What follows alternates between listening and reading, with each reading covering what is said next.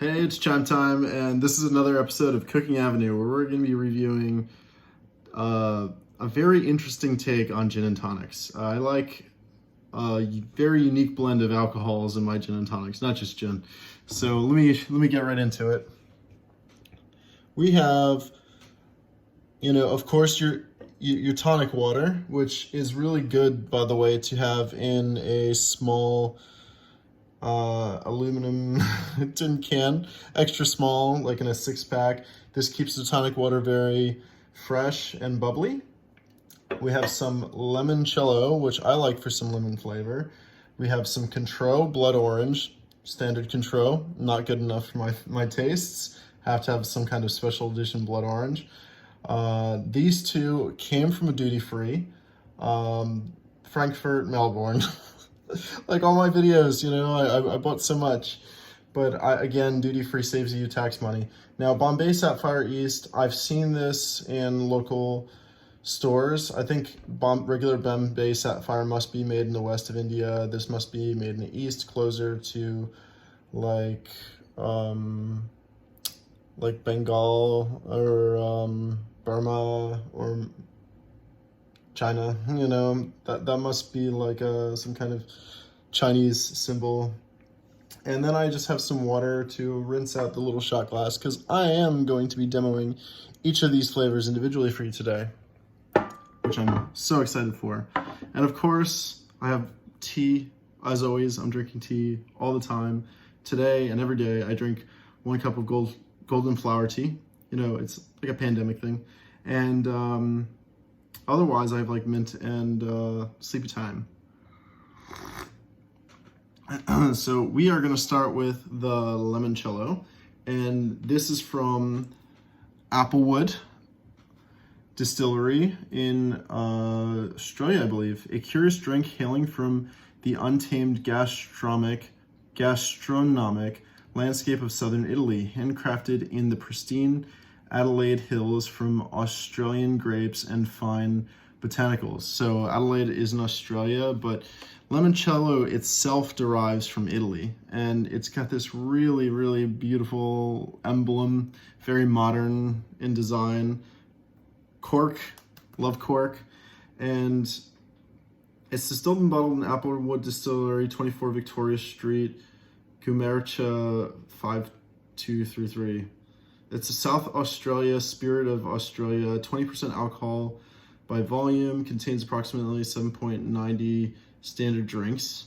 So, yeah, the Australians like to drink this on its own, apparently, and it'll give you 7.9 per bottle.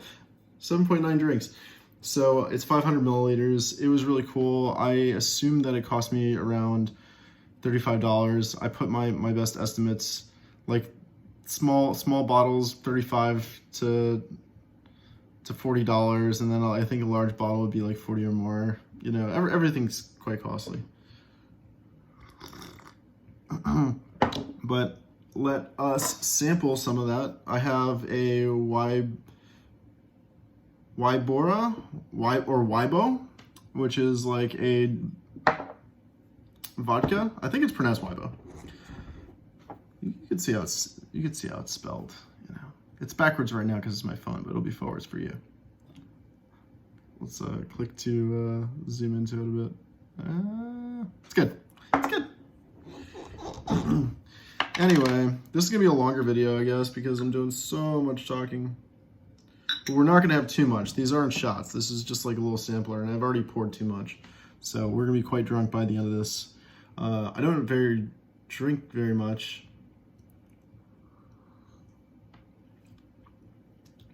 Very lemony, like high-pitched lemony and sour.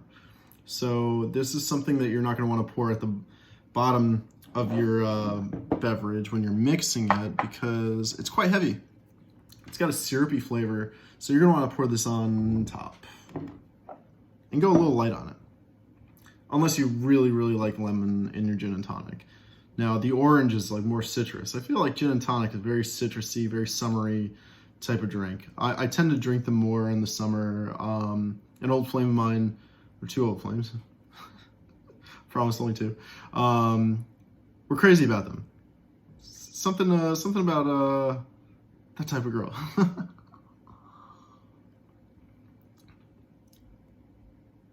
Yeah, it's precious. Now, what's cool about this is that I don't know what CL stands for or 4CL, but I'm assuming this is like for mixing drinks, you know, or ensuring you have medically accurate portions. Oh my gosh, water is getting all over this table. I figured I'd put some water in my makeshift sink, you know, as I do with other videos. And we are going to be moving forward into Cointreau territory, blood orange. Now, this is decisively French. It is. So, and I really feel terrible because my French doesn't exist. I don't know French very much. So if anyone could read this aloud, I don't want to ruin it. I need a different camera person. Tu es la vivacité de escoré d'orange sanguine. No idea. 30% alcohol by volume, 500 milliliters, imported liqueur. You know, it doesn't really have a much of a history written on the back. Oh, Cointreau Blood Orange is a new take on Cointreau, the perfect balance between sweet, bitter, and blood orange peels, like a ripe fruit on the tree. This new taste experience is both tangy and rich in aromas. Now, what's really cool is that they have like another beverage, a mixed drink recipe on the back. I really appreciate, like Saint Germain, I think has a recipe that comes on the back or in a little hanging brochure, but it's excellent. Now, this is one of my most favorite discoveries. Now, like the limoncello, I just bought to try it, like with the intention of making a mixed drink, actually. And enjoying it on its own, but like that was a bit of an experiment. This I knew I was gonna like ahead of time. I like regular Cointreau and I like Grand Marnier, and I had been purchasing Grand Marnier for many years, hadn't purchased it in many years as well, and would like to like sample Cointreau, and why not blood orange? Now, what's really, really great about this one is that it's got a really sparkly finish. Let me drink some more tea. Palate cleanser. So anyway, it's got a sparkly finish. It's not carbonated, but it still has like a bubbly feeling. Now, it does not pour blood red. It's actually clear. And every time I pour too much for myself. Every time. And I need like a teaspoon, but you know, we're getting like 2 tablespoons here.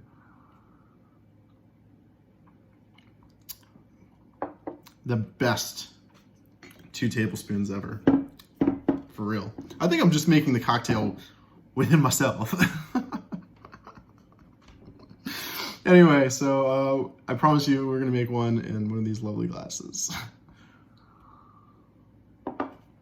Let's gather these bottles, make them look all nice and presentable out of the view of the camera. Actually, what is really cool about this is that just the bottle art, it says Cointreau in script, Cointreau, you know, en Cointreau, which means, in Spanish, it means to have found something, yo encontró, which is the opposite of yo perdió, which is I lost it, and escondido is like it's hidden. Quick history lesson right there. Sink time, don't spill. Ah, it's still spilled. Rinse and repeat. Onto Bombay Sapphire. It's got a woman who looks like a very queen-like person. There's a crown on the top of it. I don't know, again, the east, I'm assuming it's east of the actual location of Bombay, the city. It says it's vapor infused with additional Thai lemongrass and Vietnamese black peppercorns. So now, like Bombay Sapphire, on the side of the bottle, they say all the ingredients, which the regular bottle has. I don't have it, so I can't compare it, but it's got juniper berries from Italy, grains of paradise from West Africa, lemon peel from Spain, cubeb berries from Java, coriander seeds from Morocco, cassia bark from Indochina, which golden flower also has, angelica root from Saxony, almonds from Spain, orris or iris root from Italy, licorice from China, and it's from a 1761 recipe, hand-selected botanicals. Excellent, like delivery. People don't like Bombay, you know, they're like Tanqueray more, or like some people like Seagrams if you're Canadian. But I like the spice, you know, of the gins. Ngava and Bar Hill are my favorite gins besides Bombay Sapphire East, and it's around that level of quality. I'd say Ngava is the best gin there is, but a close tie or second would be Bombay Sapphire East. Bar Hill is just a hair below, but you know, got to support Vermont or local small business. I believe it's from Vermont. But seriously, huge presentation. The fresh, crisp taste of lemongrass evokes the exotic essence of Thailand. Traveling east, the rich soil and tropical sun of Vietnam yield the finest premium aromatic black peppercorns. And there's a small map. I'm assuming the regions where it comes from. Now, I enjoy matcha and many different green teas, and a lot of their names denote where they're grown and processed, and this is reminiscent of that. It's an Eastern thing, I think.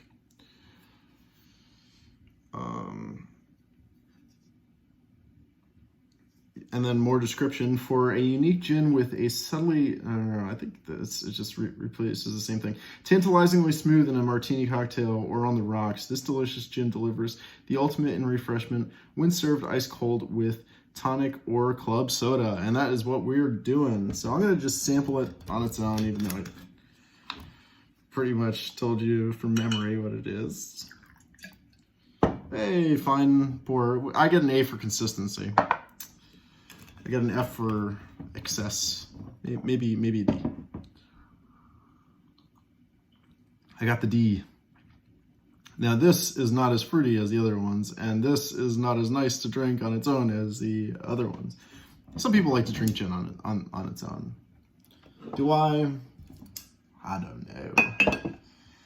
No, not really. Gin is best when mixed with tonic water. For real. Facts. That was a real shot. So now tonic water is actually good on its own too, like not just in a mixed drink. Let me palate cleanser. But this contains quinine, so it's good for you, I believe if you have autoimmune disease or some kind of like jungle fever. I made that last one up. But I believe quinine was good for some kind of foreign invasion armies of the armed forces, the Americans invading someone who they shouldn't have. But yeah, quinine.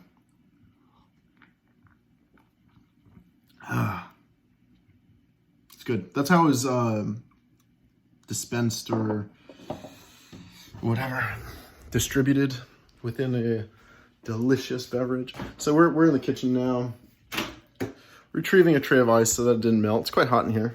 We got some awesome western sunlight. Good for film. Hot on the shoulders. There's my lovely couch. Oh, good Lord. Yeah, that was just my Grand Theft Auto. says I've been gone for 15 minutes. It logs me out. You can see where my head is. Good Lord. So again, always huge, large, dense ice, never crushed ice because it negatively impacts the flavors. We're gonna put the ice away for future drinks. Future John, or future Chime Time, would be very pleased to have some pleasantly frozen ice.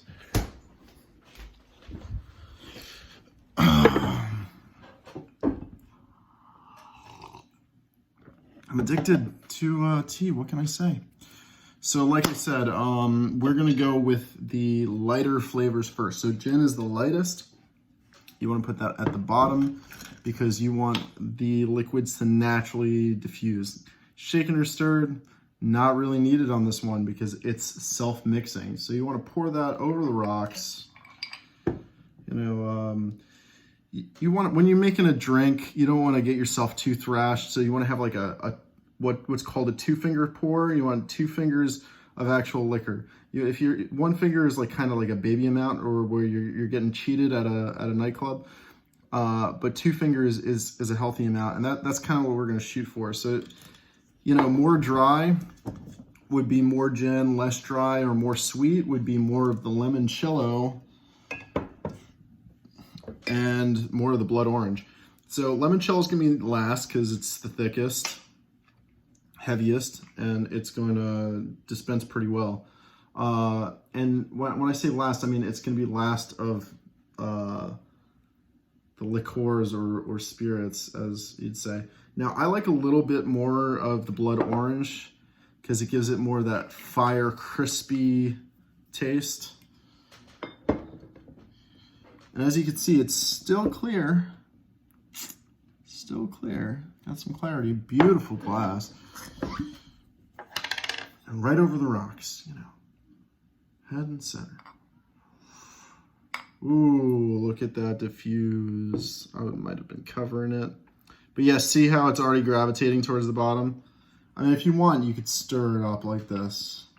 Give it a light stir. But the other fluid is heavier, so it's gonna sink below it and really intermix. I don't know if you could see it blending. It was really beautiful. It was just the clear liquids. Hard to see on camera, but doesn't take away from its natural beauty. So you got your 2 fingers, right? Boom, boom. And then you just take your Seagrams and pour it over. Let that bubble up. Boy, there's still a little bit left. Healthy savor for later. And let's sample. Absolutely refreshing. Absolutely refreshing.